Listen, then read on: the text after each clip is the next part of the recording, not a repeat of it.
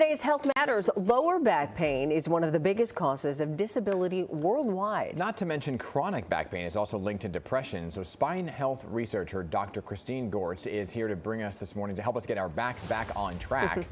Doctor, thank you for being here. A lot of misconceptions. Dan and Hazel, thanks so much for having me. There's so much confusion out there about low back pain, its causes and best treatments. I really appreciate the opportunity to present some of the information we know. Yeah, so let's talk about who's got the highest risk from suffering from some kind of back pain. You know, that's a really good question. We know that people who are obese or who smoke are more likely to have low back pain.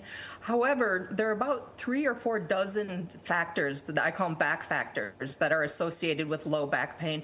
I think that's one of the reasons why it's so difficult to identify the cause of low back pain sometimes, because we each have our individual reasons for why our back hurts.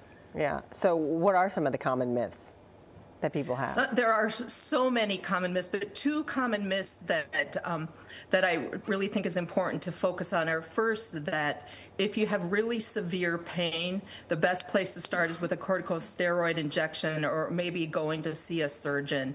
Even though low back pain can be really frustrating and frightening sometimes, what the studies show that actually more aggressive treatment up front doesn't work very well. In fact, people that have an early corticosteroid injection, prescription medications, including opioids, surgical consult, or an MRI, are actually more likely to transition from acute to chronic low back pain than people who start with some other non-drug therapies. So what are we talking about here, right? Like, you get lower back pain. I have it sometimes when I'm working out. Yesterday I was standing too long. Like, when do you realize you have a problem? That's not just like kind of like, well, Tylenol can fix it. Well, I would say that when you first have some acute low back pain, the first thing to do is try things like over-the-counter non-steroidal anti-inflammatories or maybe some superficial heat. If you still have low back pain after 2 or 3 days and it's interfering with your daily activities, then consider other treatments. So the treatments that the guidelines recommend right now are things like spinal manipulation, which is often provided by a doctor of chiropractic, or massage or acupuncture, and exercise.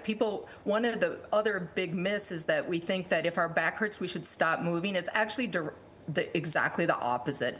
The more we move, the better off our back is. Okay, so those are the things to do. Just keep moving if you can. But you know, you just say, keep moving. You say some people go to the extreme, and then some people also, though, delay the treatment. So what are some of the other non-drug options that we can do to help alleviate? Right.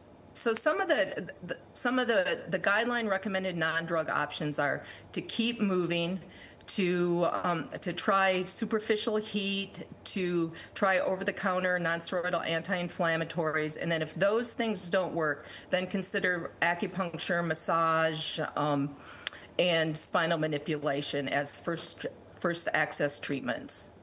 All right, so here's the other thing. You know, there's preventative measures that people can take to reduce the risk of even kind of getting it in the first place, right? Yeah. So what are some of those preventative measures? I would say the number one is to keep moving. Anything we do for staying still for long periods of time, so that is sitting at a desk or driving a car or standing in one place, can be correlated with low back pain. So the more that we can move around, the better off we are.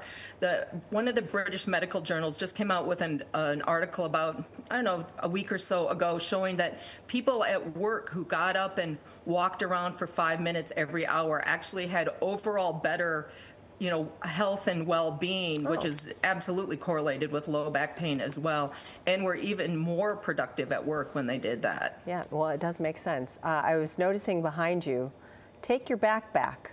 Is that a new book you might be having out right now? You know, coincidentally, it is.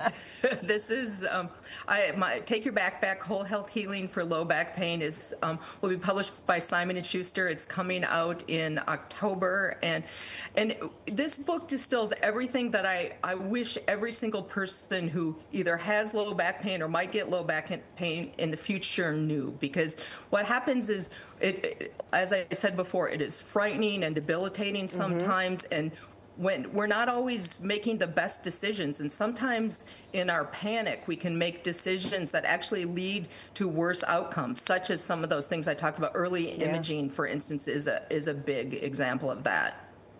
All right, all great information, great resources. Make sure you get the book, Take Your Back. Appreciate your time as always. Thanks so much. Okay, 9:44, everybody. Don't go anywhere. We'll have more.